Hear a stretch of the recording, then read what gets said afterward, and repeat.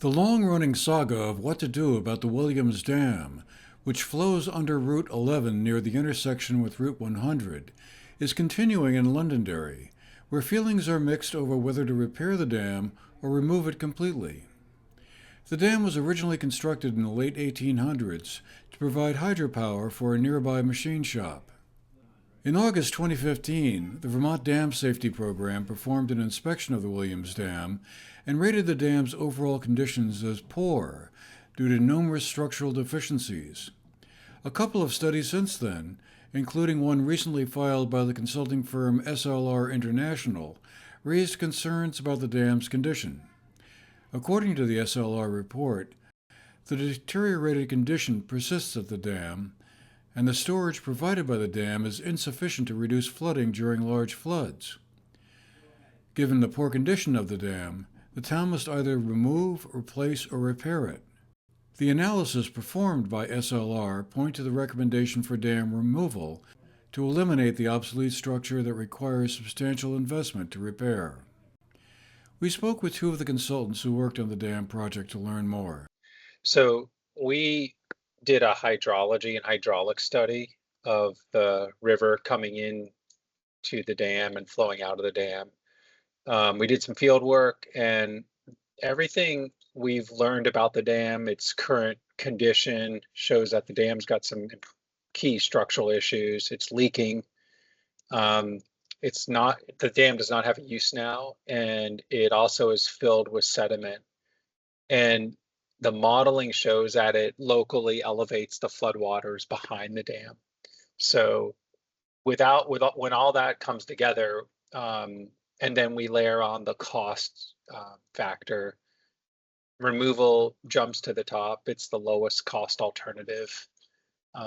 To repair a dam like that, you have to do quite intensive exploratory borings and evaluate the foundation of the dam, and it's quite labor intensive, requires a boring rig. So that gets expensive, and then you have to figure out how you can create some sort of concrete structure almost behind the dam to sort of hold the dam together. And then if you were going to build a new dam, you'd have to take this dam out, and then you'd have to build a new concrete dam that meets current standards.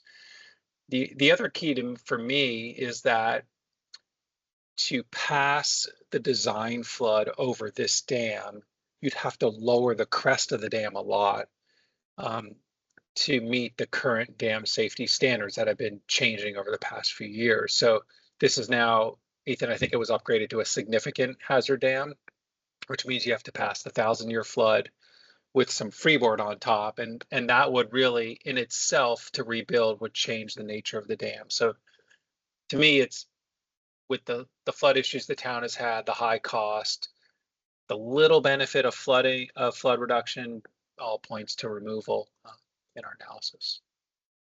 We also spoke with Rich Phelan, who headed up a local Londonderry Dam Advisory Committee, which in the end voted not to recommend the removal of the dam, but by a 3-2 vote recommended repairing it instead.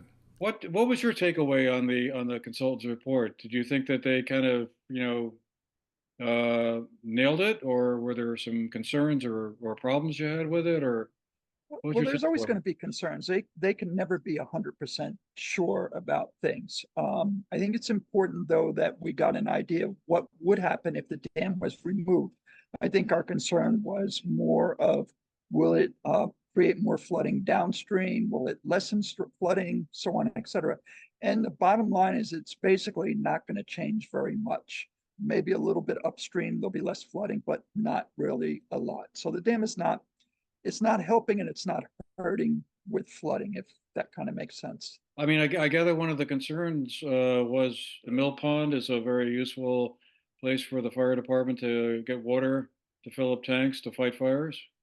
Yes, it's an important resource for the fire companies. It's a known source of water, but the problem is that in order to keep that source of water, they would have to spend, I don't know, some odd $1,000 to repair the dam, because the state says the dam is a significant hazard. I think that's the wording they use. And unfortunately, the town is liable for whatever happens. If the dam should break and causes damage downstream, actually the town is liable for it. So the question becomes, there are alternative ways to install dry hydrants and so forth, et cetera. However, the good thing about the mill pond is it's a known source of water. So you kind of have to weigh, well, what's the cost going to be to keep the mill pond versus what's the cost going to be to put in dry hydrants or specialized ways to get water out of the river. The catch is that removing the dam would not cost the town of Londonderry very much financially, but repairing it would have to come from local money. And there may be other factors to consider. Larry and Cynthia Gubb live near the dam. There may be hydropower opportunities now, and visual and historical ones to consider as well, they said. I think the town is undertaking a good process, which is to, do the studies, and then with the people that have kind of felt that the mill pond and the dam has a certain importance for various reasons, fire protection and aesthetics, possibly hydro, and historical, to take a look at the process again and see if there's something that might be missing and something that is important to look at before, a big step is taken either way, because, as we all know, there is money to take out the dam. There's no money to repair it or replace it. But having said that, the cheapest option isn't always the best option in some cases. Right, and the cheapest option right now is to remove the dam. Plus, dam removal has become, very popular. I know it's the policy in a lot of places, but there's also, if you research it, there's a lot of back and forth, because hydro is also a very clean way to produce energy. And we know that electrical power is going to be only increasing in demand, because we have all these devices, we have cars, we have, vehicles, all kinds of things that are going to need more electricity, not less, or at least as far as we know.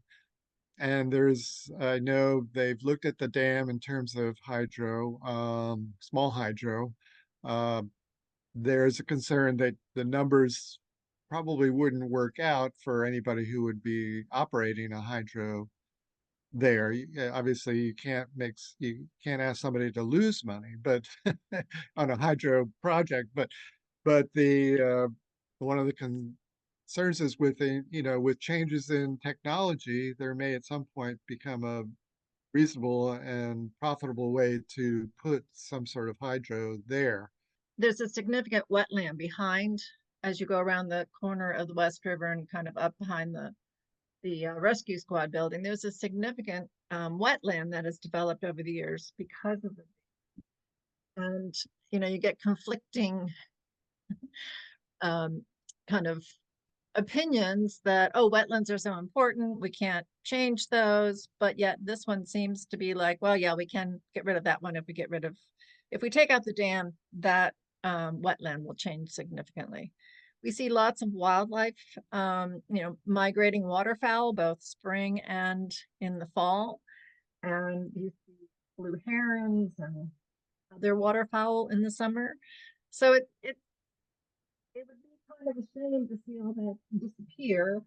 And it's a really, again, this is aesthetics, but it's a really nice kind of introduction to our town as you come in from the east and see the mill pond, especially if it's sparkling in the sunlight, before you actually come into town. So, again, that's not a real reason for saving the dam, but it is one of the nice features of our town is the waterfall and the mill pond. The ball is now in the Select Board's court, and the decision will fall on their shoulders. For the GNAT-TV News Project, I'm Andrew McKeever.